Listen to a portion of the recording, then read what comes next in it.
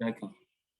Donc, eh bien, comme je le disais, bonjour à tous, bonsoir aussi enfin, à tous également, hein, parce que ici il est presque 19 heures. Je sais qu'en France, il doit être 21 heures, 22 heures, et peut-être aussi dans d'autres pays, il doit se faire tard. Donc, je suis à Cibois, je suis en compagnie de Marcel Ballot, qui est CEO de Smartkids, avec qui, en fait, on a décidé donc d'organiser ce live webinar qui va porter sur quel levier achat et logistique pour une PME plus résiliente. Alors, c'est un thème assez intéressant parce que nous sommes en plein dans des situations qui font que on a tendance, en fait, à ne pas à avoir certains problèmes. Et aujourd'hui, on est fortement impacté par tout ce qui est donc environnement post-Covid, crise supply chain, crise également géopolitique. Donc, c'est d'essayer de toucher tous ces points-là avec vous euh, pour discuter et aussi partager les points en vue qu'au sortir d'ici, en fait, voilà, on puisse voilà, avoir les leviers, donc, comme on l'a dit, afin de pouvoir avoir des PME donc, qui dépendent fortement de l'achat et de la logistique, de plus résilientes en fait. Parce que les PME représentent en fait, pour ce que je sais, en Côte d'Ivoire, près de 90 à 92% donc de l'activité économique. Donc, après, c'est vraiment quelque chose d'important. Et le problème, c'est que les PME sont de plus en plus touchées par les effets donc, des crises que nous traversons. Et aujourd'hui, en fait, il faudrait pouvoir soutenir ces entreprises-là en déjà mettant à disposition l'information qu'il faut, de sorte à pouvoir leur permettre, en fait, d'être de plus en plus résilientes. Donc, nous, étant dans le domaine des achats et de la logistique, il faudrait également que nous soyons à pied d'œuvre, de sorte à pouvoir permettre à nos entreprises là d'être de plus en plus performantes. Donc, des groupes plantés. Marcel, je ne sais pas si tu as un petit truc à ajouter. Oui, je pense que tu as tout dit, hein. Effectivement, le contexte est très difficile pour les entreprises. Je vais mettre peut-être ma caméra, ça sera, je ne sais pas. Comme tu le disais, oui, le contexte est assez particulier et difficile puisqu'il est miné par plusieurs crises. D'une part, la crise sanitaire ou post-Covid, on a envie d'y croire, en tout cas qu'elle est derrière nous. La crise de la supply chain, la crise du coup géopolitique également, et sans oublier aussi la crise climatique, on en parle peu, mais elle est aussi là, elle est à mentionner. Et tout ce contexte, finalement, fragilise les entreprises et leur supply chain. Peut-être d'ailleurs que les personnes présentes font partie d'entreprises qui ont eu des bouleversements, qui se posent des questions aujourd'hui, finalement, sur comment faire pour être plus résilient dans mes achats et dans mes activités logistiques. Et tu le rappelais très bien tout à l'heure, c'est le cas aussi en France, hein, les PME représentent 99%, voire 100% des entreprises en 2018, ça c'est les chiffres de 2018, et 46% de l'emploi salarié en équivalent temps plein. Donc, je pense que c'est important de s'adresser à ces organisations aujourd'hui. D'accord. Donc, je pense que c'est bien. Donc, sans plus tarder déjà, donc c'est de voir en fait. Donc aujourd'hui en fait, comme on a essayé de rappeler le contexte actuel, qui fait que la supply chain des PME se trouve de plus en plus à subir en fait des pénuries de matières premières. Donc là, par exemple, par rapport à la situation en Ukraine, les différents produits en fait dont on a l'habitude de consommer, comme le blé, qui se retrouvent assez menacés en fait par la situation géopolitique aujourd'hui. Et ce qui fait qu'il y a certaines entreprises déjà qui déclarent des ruptures d'approvisionnement donc sur ces produits. Et aussi, on assistera fortement en fait à des délais de livraison qui seront pratiquement plus longues et des incertitudes en fait concernant l'acheminement en fait de ces produits-là voilà, vers les différentes entreprises. Donc, une hausse également généralisée des coûts. Je pense qu'en France, actuellement, c'est c'est une information qui est partagée par tout le monde concernant le prix du gaz ou encore le prix du pétrole, en fait, qui est en train d'augmenter. En Côte d'Ivoire, c'était une actualité il y a de cela peut-être 2 à 3 semaines, mais nous sommes toujours dedans. Les prix des denrées alimentaires ont commencé à flamber sur le marché. En fait, c'est maintenant qu'on ressent vraiment l'impact, en fait, du Covid au niveau de la Côte d'Ivoire. Et tout cela, en fait, quelque part, la supply chain a son rôle à jouer. Et qu'en est-il du rôle au sein des PME, voilà. Donc, après également, on voit que les PME, comme je le disais, sont de plus en plus fragilisées en fait par le contexte qui est nouveau et qui n'était pas le même il y a 2 ou 3 ans où on ne parlait pas forcément de Covid-19. Donc, comme on le disait, les PME en fait représentent une proportion très importante au niveau donc de l'activité économique des différents pays. Et voilà. Il faudrait également chercher à connaître réellement quelles sont les différentes solutions qui aujourd'hui s'offrent en fait aux PME pour pouvoir devenir de plus en plus résilientes. Donc, Marcel, je pense que si effectivement tu souhaiterais… Oui. Oui, effectivement, et il faut aussi rappeler dans la thématique, la sous-thématique qu'on a mise en avant, il y a un terme qui est VUCA, hein, tu l'expliqueras tout à l'heure en détail, Aristide. On parle d'un environnement VUCA quand l'environnement est volatile, incertain, complexe et ambigu. On est en plein dedans.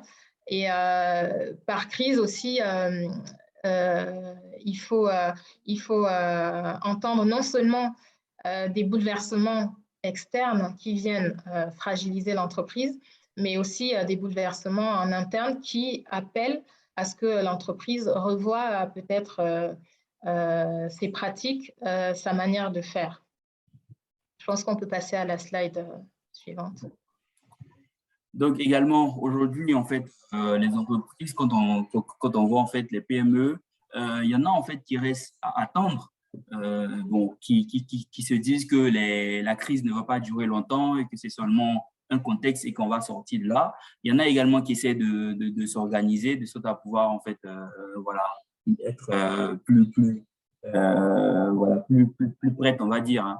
Et il y en a aussi qui ont décidé de mener, de mettre en action certaines, voilà, de mener certaines actions en termes de sollicitation d'autres fournisseurs au niveau du local, peut-être bien au niveau de l'international, et aussi rechercher en fait des produits de substitution.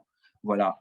Et aujourd'hui, les entreprises se demandent en fait si elles doivent acheter low cost ou encore acheter à prix fort. Donc, il y en a qui sont déjà prêtes en fait à sécuriser les approvisionnements par le fait de faire des approvisionnements à des prix vraiment exorbitants et aussi en fait avoir un système assez mutualisé. Voilà. Donc, également, aujourd'hui, en fait, l'objectif même de ce webinaire, c'est de permettre en fait de comprendre tous ces enjeux de la supply chain dans le contexte actuel qu'on connaît tous et aussi d'identifier les risques en fait liés aux achats et aux approvisionnements et aussi en fait mettre à disposition donc à tous les participants les différents leviers achats et logistiques qui permettront en fait à l'entreprise aujourd'hui de développer une certaine capacité à réagir sur le marché. Donc très rapidement, je vais laisser la parole à Marcel Ballot qui va se présenter pour qu'on puisse rentrer dans le vif du sujet. Merci Aristide. J'en profite pour vous dire bonsoir. Je suis donc Marcel Ballot et je suis diplômée de Cage Business School et également consultante en achat et dirigeante de la société The Smart Keys que j'ai créée en novembre 2021. Je suis acheteuse depuis 2013. J'ai eu l'occasion de travailler pour des entreprises dans l'industrie du transport, notamment le transport ferroviaire, le transport aérien, le transport d'électricité qui est notre activité. Et aujourd'hui, j'accompagne un grand compte en fait sur plutôt le secteur de l'énergie à déployer une solution de compteur en fait nouvelle génération. Je suis également auditrice qualité, sécurité et environnement certifiée par l'AFNOR depuis juin 2021.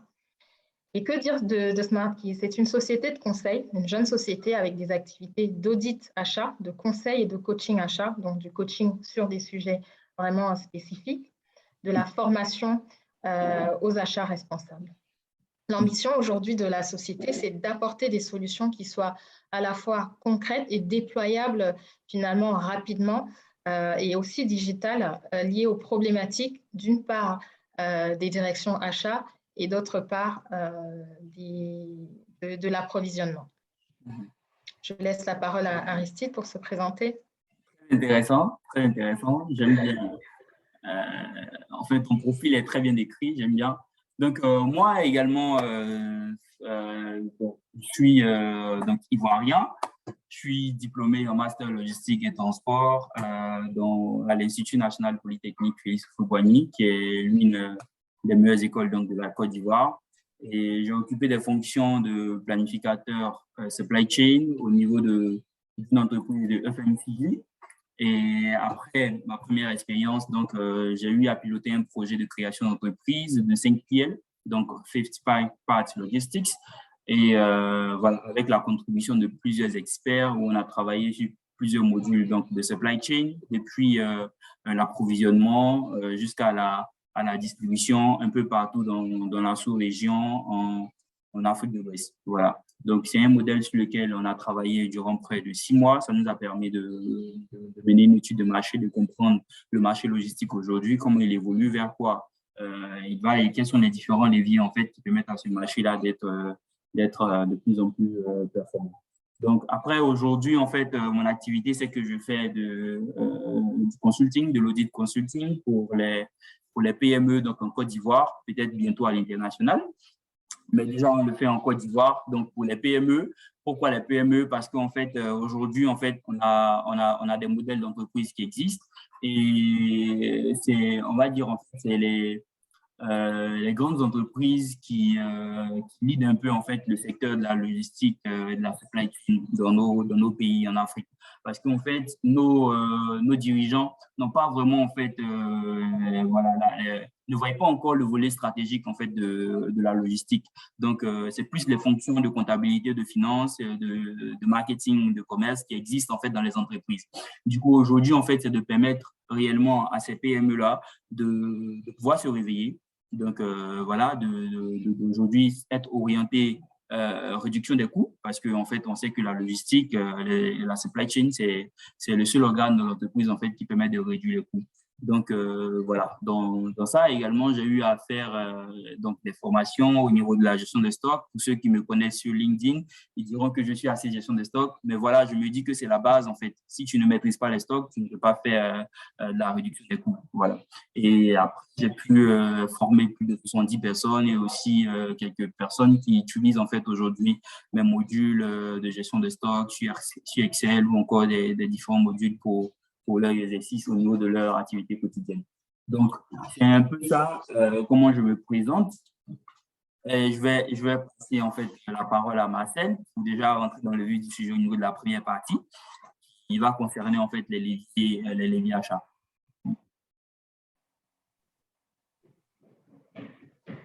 Ok, très bien. Donc, vous l'aurez compris, en fait, le webinaire de ce soir est un webinaire à 2 voix. Ce qu'on peut dire d'une part sur les activités achats et d'autre part sur les activités approvisionnement et logistique, c'est que finalement, ce sont les deux faces d'une même médaille. Ce sont les activités qui font partie de la grande discipline qu'on appelle la supply chain management. Et dans ces activités de supply chain management, en amont, on va donc trouver tout ce qui concerne la fonction achat avec ses activités et ses processus. Avant d'entrer dans le cœur en fait, de notre thématique, je voulais rappeler quelques chiffres concernant les achats aujourd'hui. Aujourd'hui, en fait, dans le secteur de la santé, notamment, les achats représentent 38% du chiffre d'affaires. Ça veut dire que lorsqu'une entreprise fait 100 millions d'euros, par exemple, de chiffre d'affaires ou de francs CFA, eh bien, il y en a 38% qui sont alloués à l'activité achat, ce qui est assez important. Dans l'équipement, on va même beaucoup plus loin puisque c'est 60% du chiffre d'affaires. Dans l'industrie automobile, la distribution et l'informatique, ce n'est pas étonnant, on avoisine voilà, les 100%, on est à 80% du chiffre d'affaires du secteur parce que évidemment, c'est un secteur qui produit beaucoup, qui va donc du coup évidemment solliciter beaucoup plus d'achats. Je pense que tu peux passer à la slide suivante, Aristide.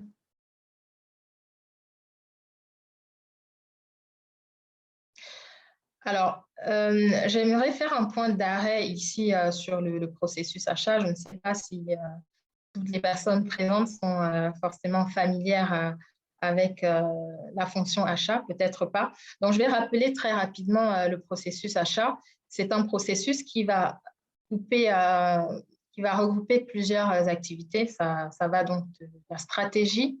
Je ne vais pas aller dans le détail de chaque étape de ce processus achat.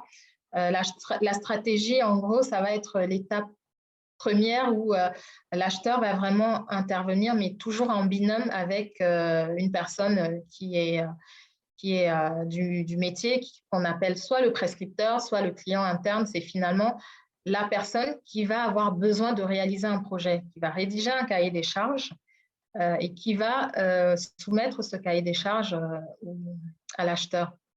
La deuxième étape, finalement, c'est l'étape de sourcing, de recherche aux fournisseurs.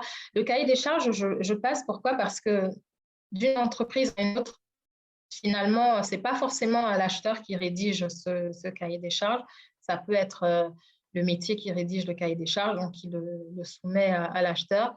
Mais pour certains types d'achats vraiment à faible enjeu, l'acheteur peut être sollicité pour la rédaction de ce cahier des charges. Ça dépend vraiment des activités. Mais pour certains achats également à fort enjeu, on peut solliciter l'acheteur pour donner quelques inputs sur ce cahier des charges. L'étape du sourcing, qui est une étape très importante, c'est celle sur laquelle je vais creuser un petit peu plus dans notre thématique ce soir. C'est une étape finalement, vous le voyez, qui demande à ce qu'on réalise une étude de marché. L'étude de marché, finalement, c'est quoi? C'est rechercher sur le marché quels sont les fournisseurs finalement qui peuvent répondre à mon besoin, qui peut m'aider à réaliser le projet pour lequel je dois faire un achat, lancer une consultation ou un appel d'offres. Les RFI, donc Request for Information, ce sont les informations de base qu'on va demander à une entreprise. Ça va être l'effectif de l'entreprise, ça sera le nom de l'entreprise déjà, son chiffre d'affaires, quels sont les investissements qu'elle a pu faire. C'est une étape aussi sur laquelle on va faire appel à certains outils qui vont nous aider à établir ou à comprendre à quel niveau de santé financière se trouve l'entreprise. On va établir, on va faire une recherche pour avoir la solvabilité de l'entreprise et être sûr que finalement elle tienne la route pour pouvoir travailler avec nous. À titre d'exemple, lorsque j'ai commencé à travailler dans les achats, en fait, on regardait 3 types de critères clés. On regardait le critère financier. Est-ce que l'entreprise était assez solide pour réaliser les achats pour lesquels on allait la solliciter? Parce qu'il ne faut pas qu'elle soit dépendante financièrement de nous. Donc, une entreprise qui a un chiffre d'affaires trop faible, qui est encore trop jeune, finalement, elle ne sera pas nécessairement sollicitée sur des projets à fort enjeu ou alors sur ce qu'on appelle des lots de marché qui vont l'aider à se développer, mais sans toutefois être dépendante de son client. Ça, c'est une étape très importante. Ensuite, ce qu'on regardait, c'était le critère aussi de qualification sur le plan technique. Est-ce qu'elle a les moyens de réaliser notre projet? Est-ce qu'elle a les ressources nécessaires sur le plan financier? Est-ce qu'elle a le matériel nécessaire? Est-ce que c'est du matériel qui est certifié dans le cas où on a besoin de respecter certaines normes et certains standards de qualité? Et enfin, le troisième et dernier critère qu'on pouvait regarder, c'était le critère géographique. Est-ce qu'elle est située finalement dans la région dans laquelle je vais réaliser mes projets, mes chantiers? Ça, ce sont 3 types de critères qu'on peut regarder pour pouvoir opérer une première liste d'entreprises, de fournisseurs avec lesquels on va travailler. Récemment, on m'a interrogé sur où est-ce que finalement l'acheteur va regarder ou va chercher ses fournisseurs. Est-ce qu'on va aller regarder sur Google ou sur LinkedIn? Généralement, non. Alors, le premier canal de recherche fournisseur de l'acheteur, ça va être l'historique. Simplement regarder sur les projets similaires, est-ce qu'on a une liste d'entreprises déjà qui sont compétentes, qui ont postulé et qui ont remis un mémoire technique qui tenait la route. On va regarder ça et ensuite, on a des systèmes d'information aussi qui nous permettent de recherche en interne, type Diane, par exemple, pour ne citer que celui-là. Donc, voilà, c'est vraiment une étape dans le processus achat qui est très importante. Ensuite, l'étape de l'appel d'offres, c'est le moment où on va communiquer pour la première fois avec le fournisseur. On va lui envoyer les éléments qui vont lui permettre de répondre au marché. On va lui demander un mémoire technique, on va lui communiquer aussi les critères d'attribution finalement du marché parce qu'il faut qu'on soit transparent sur ces aspects-là, notamment dans la commande publique puisque c'est ma spécialisation si on peut dire. L'étape de négociation, ça, c'est... je pense que 100% des personnes qui ne connaissent pas forcément les achats aujourd'hui, si on leur demande quelle est la fonction première ou le rôle premier d'un acheteur, ça va être de faire du cost killing. Ça va être de négocier les prix les plus bas possibles. Donc, cette étape-là, finalement, elle est importante parce que ça va nous permettre de revenir sur la stratégie achat, là où on a défini plusieurs éléments, notamment le budget alloué au projet. Mais la négociation ne se fait pas uniquement sur des aspects coûts. Elle va se faire sur des aspects aussi sur la qualité, sur la sécurité, sur des certifications, sur d'autres éléments, sur la démarche ou le niveau d'engagement en responsabilité sociétale du fournisseur. Ça, ce sont des choses qui sont de plus en plus regardées aujourd'hui par les acheteurs. L'étape contractualisation, elle arrive à plusieurs moments. Elle arrive au moment de la rédaction de la stratégie achat parce que c'est à ce moment-là qu'on va réfléchir finalement aux clauses qu'on va intégrer dans notre contrat et après la négociation dans le sens où ça peut être un document qui va aussi donner lieu à des échanges avec les fournisseurs sur des clauses sur lesquelles on va, j'allais dire s'arranger, mais le but, c'est d'avoir des clauses qui ne soient pas trop, qui ne laissent pas trop une partie. Matrice des contraintes, matrice des risques. Allô? Alors, sur le pilotage, finalement, c'est une étape qui va arriver tout à la fin du processus achat parce qu'on va piloter d'une part son contrat, on va aussi piloter dans le cadre du marché de travaux, on va piloter son chantier, entre guillemets, en faisant notamment des visites de site, en essayant d'avoir une écoute de ce qui se passe sur le chantier et de ne pas être un acheteur finalement hors sol qui est là uniquement pour faire de la rédaction de documents. Aristide, tu peux passer à la slide suivante. Alors, en ce qui concerne le sourcing, où rechercher ses fournisseurs, ça, pour moi, ça me paraît important notamment parce qu'aujourd'hui, on parle de crise et il y a beaucoup de changements qui s'opèrent aujourd'hui dans les entreprises au niveau des directions achats. Je l'ai dit tout à l'heure, en recherchant dans les historiques des marchés, en recherchant également les fournisseurs qui sont qualifiés, ceux qui sont certifiés et respectent les normes et les standards de leur industrie. Les outils internes, j'en ai parlé, les associations également, les chambres de commerce.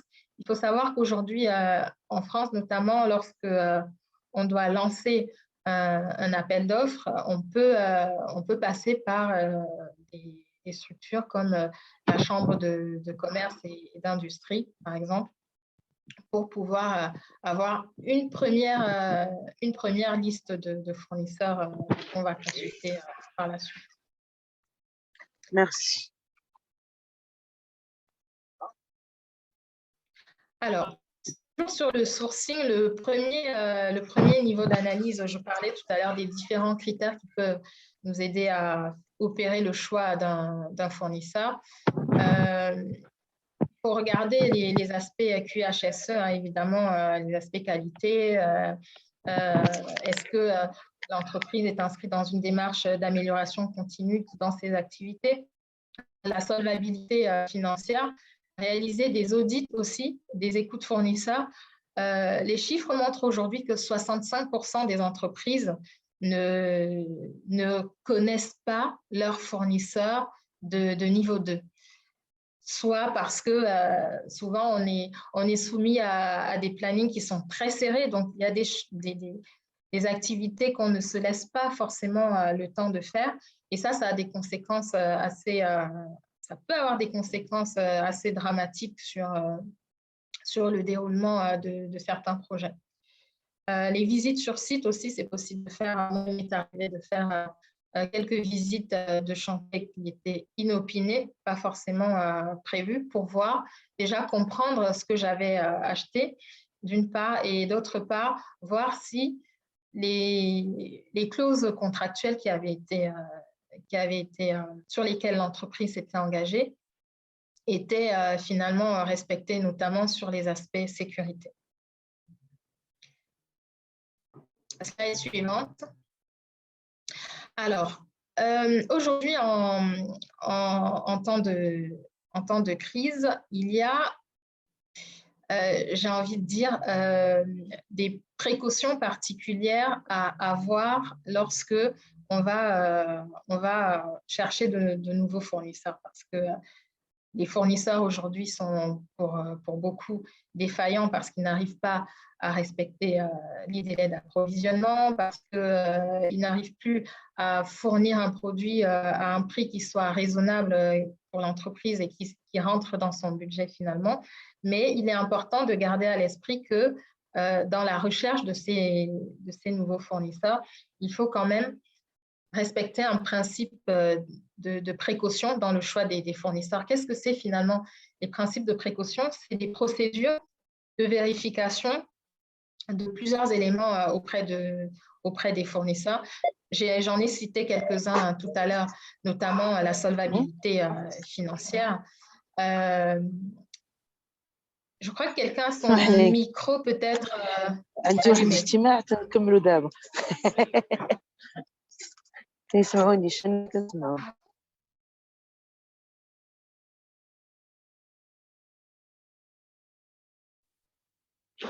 Merci Aristide.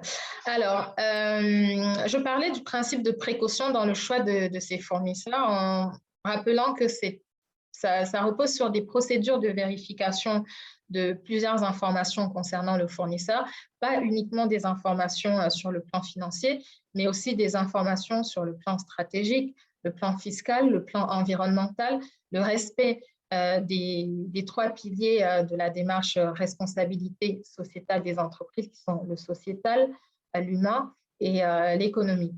Mais finalement, ce principe de précaution, il n'est pas obligatoire pour les entreprises. C'est vraiment à chaque entreprise de prendre la responsabilité de s'engager dans cette démarche-là. En revanche, en France, depuis 2017, il y a ce qu'on appelle le devoir de vigilance. qui lui est obligatoire. Et Aristide, je pense que tu peux passer à la slide suivante. Merci. Le devoir de vigilance, comme je le disais tout à l'heure, ça découle d'une loi qui a été adoptée en 2017. C'est une loi qui va demander aux grands donneurs d'ordre de plus de 5 000 salariés, finalement, de cartographier et de prévenir les risques qui pèsent sur les droits humains sur toutes les étapes de la chaîne d'approvisionnement. Pourquoi? Parce qu'on s'est rendu compte que dans leurs activités quotidiennes, économiques, les entreprises généraient beaucoup, il y avait beaucoup de conséquences malheureuses, notamment sur le plan humain.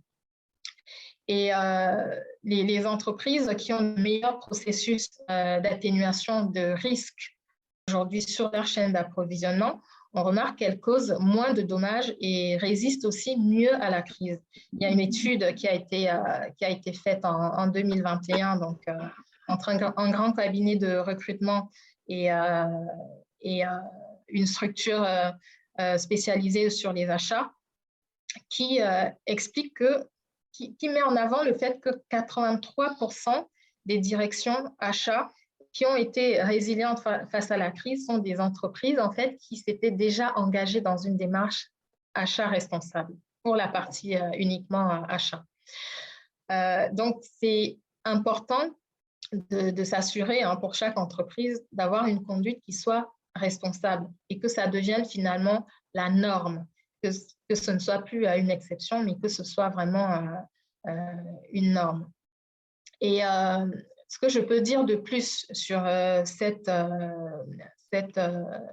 réglementation, c'est que finalement, entre 2019 et aujourd'hui, les dernières actualités sur le sujet datent de janvier 2022, l'Union européenne a souhaité suivre cette voie. Parce que la France a adopté cette loi en 2017, mais l'Union européenne a voulu finalement globaliser cette directive en imposant à toutes les entreprises européennes de respecter ce devoir de vigilance d'une part et d'autre part en éditant 6 obligations principales pour les entreprises. Ça va être d'intégrer par exemple le devoir de vigilance dans les politiques internes et établir une politique en la matière, de recenser des incidences négatives qui soient réelles ou potentielles,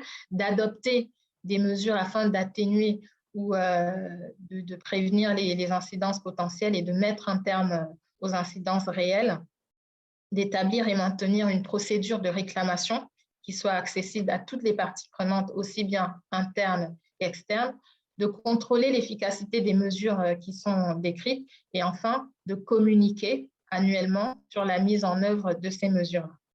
Donc, ce sont un peu des obligations qui sont en discussion au niveau de l'Union européenne aujourd'hui. Et finalement, la France s'est positionnée comme précurseur sur ça. Alors, est-ce que tu peux juste zoomer sur la slide? Merci. La slide 14. Alors, le processus de gestion des risques fournisseurs, puisque c'est de ça dont il s'agit quand on parle du devoir de vigilance, sans aller dans un niveau de détail très fin, il y a un processus aujourd'hui qui est décrit qui se décline en plusieurs étapes. D'une part, l'identification du risque. D'autre part, l'analyse. Alors là, c'est un peu trop zoomé.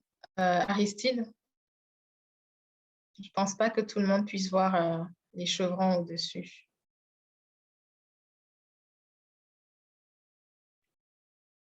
Donc, je parlais de l'identification finalement des risques achats, de l'analyse. Une fois qu'on a identifié qu'il y a des risques, qu'est-ce qu'on en fait? Du coup, on voit quelle est la criticité de ce risque. Est-ce que le niveau de criticité est élevé ou pas?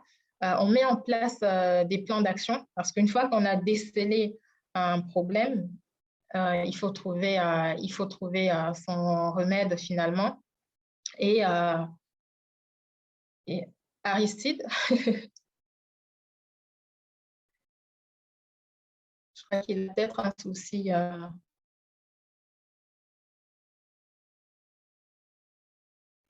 Donc, c'est le processus de gestion des risques. On peut dire qu'il repose sur le principe d'amélioration continue. Je ne sais pas si la route de Deming, par exemple, ça vous parle, le Plan, Do, Check, Act. Donc, on planifie ce qu'on va mettre en œuvre, ce qu'on va dérouler dans l'entreprise. Une fois qu'on a planifié, on va faire par les différents moyens qu'on a à notre disposition.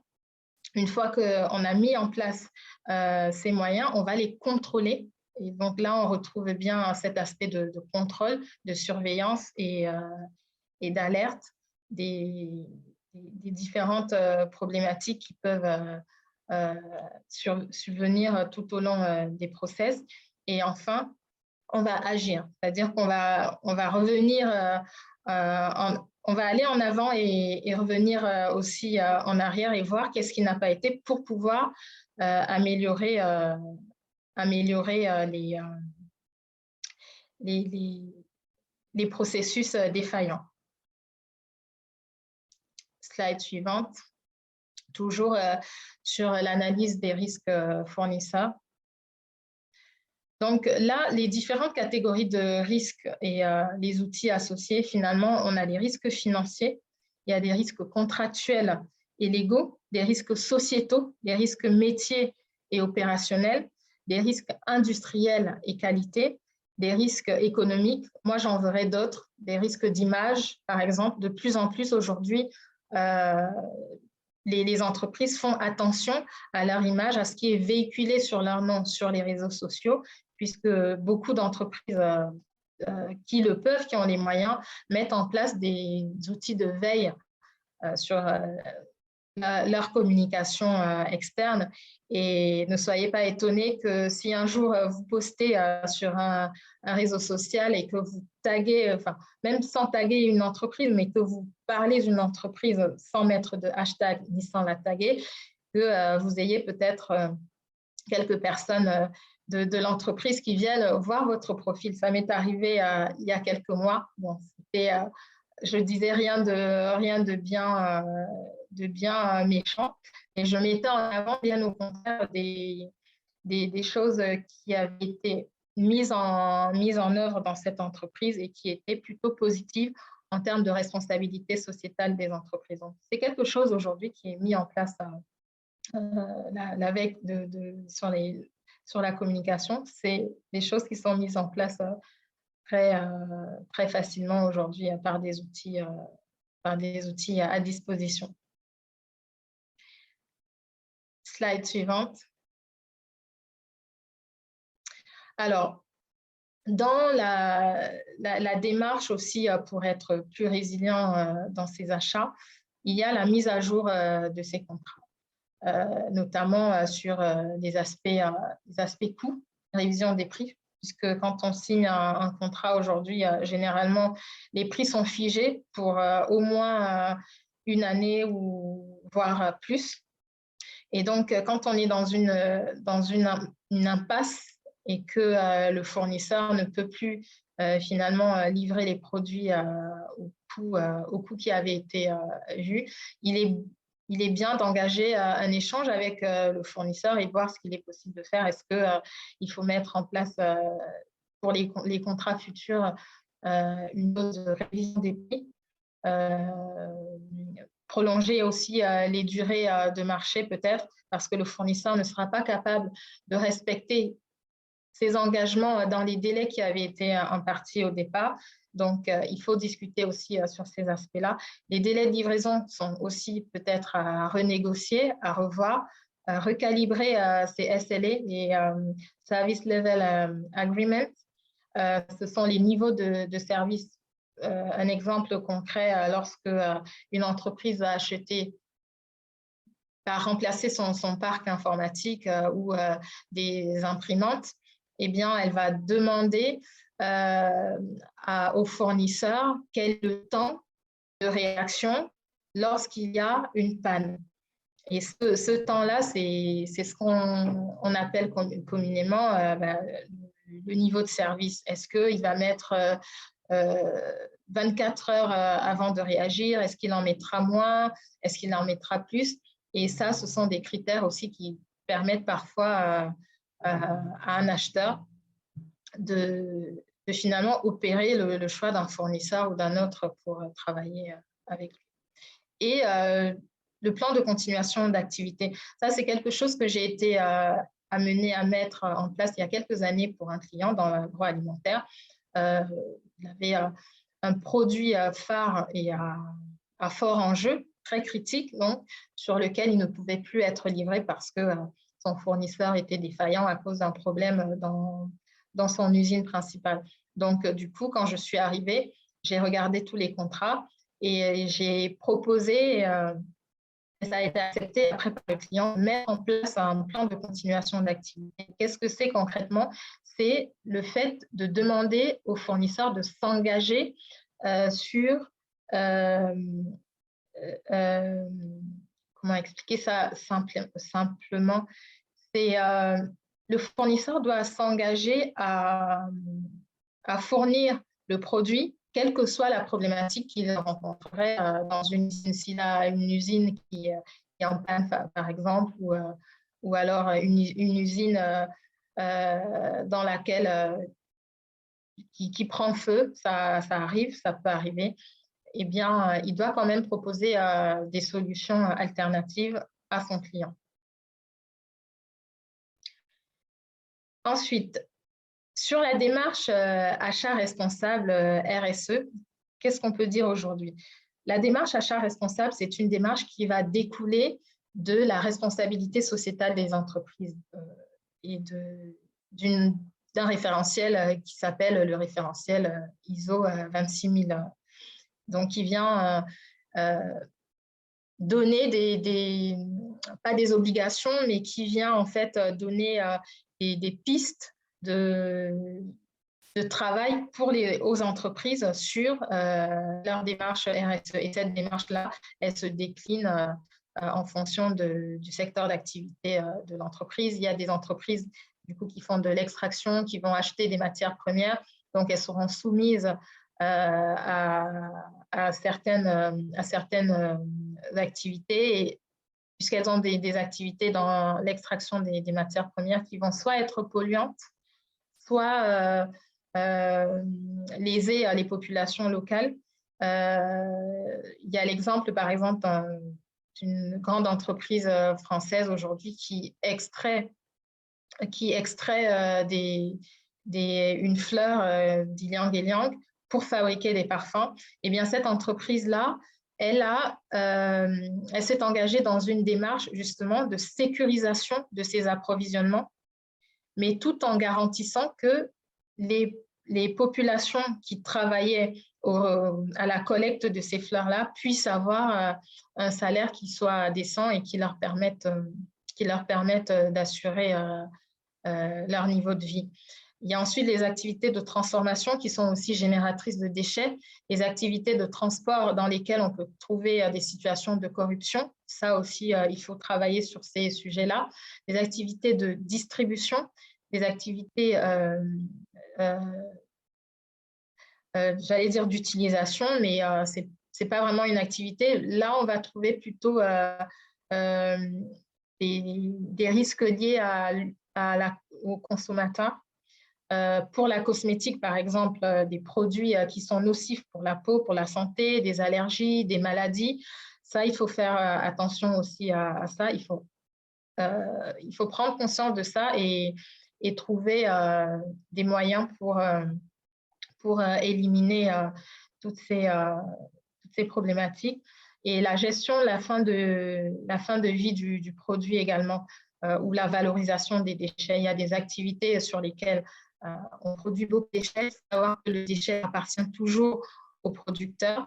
Et sur ces activités-là, il faut s'assurer que le déchet soit détruit de manière propre, si je peux dire, et avoir un banc de suivi de déchets, par exemple, pour s'assurer que l'entreprise de valorisation a bien fait le tri du déchet, a bien apporté le bon déchet là où il fallait et pas fait du dépôt sauvage. Slide suivante. L'historique des achats responsables, je ne vais pas m'attarder dessus. Ce qu'il faut comprendre globalement, c'est qu'à chaque crise, finalement, la fonction achat s'est transformée en interne et elle a aussi été souvent génératrice de solutions. Et la démarche des achats aux achats responsables, elle a été progressive.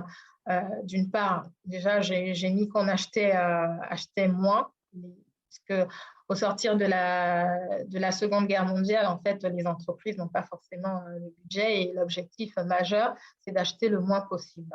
Donc, ça se traduit par la citation qu'on peut trouver dans la littérature achat, le meilleur achat, c'est celui qu'on ne fait pas finalement. Ensuite, on est allé vers une étape acheter moins cher. Dans les années 90, on commence à s'intéresser à la notion d'entreprise citoyenne, à la responsabilité sociétale des entreprises. La loi Pacte en France en mai 2019 vient finalement se poser la question du partage de la valeur ajoutée par les entreprises avec leurs salariés. Et aujourd'hui, l'idée, c'est de vraiment entrer dans une ère du meilleur achat. Comment acheter mieux, comment acheter auprès des meilleurs fournisseurs, ceux qui sont certifiés, ceux qui respectent les normes et les standards internationaux et ceux qui sont aussi engagés dans une démarche achat responsable. Et ça passe par plusieurs types d'activités. Je l'ai dit tout à l'heure déjà, les audits, les écoutes, etc. On peut passer à la slide suivante.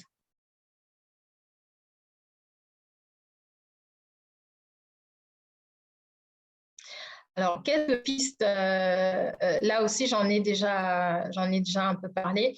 Il y a plusieurs types de référentiels qui existent aujourd'hui. Le référentiel ISO 26000 sur la RSE, le référentiel plus jeune, ISO 20400 sur les achats responsables, qui date de 2018. Ça, ce sont des référentiels qui sont déployables dans le monde.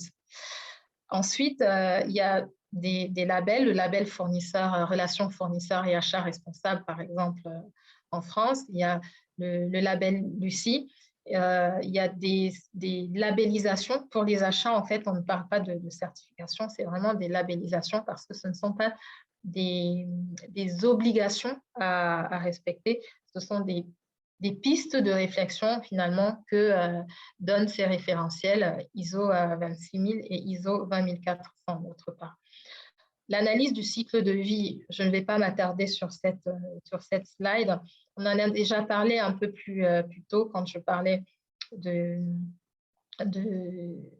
cycle achat de matières premières, transformation, transport, distribution, etc.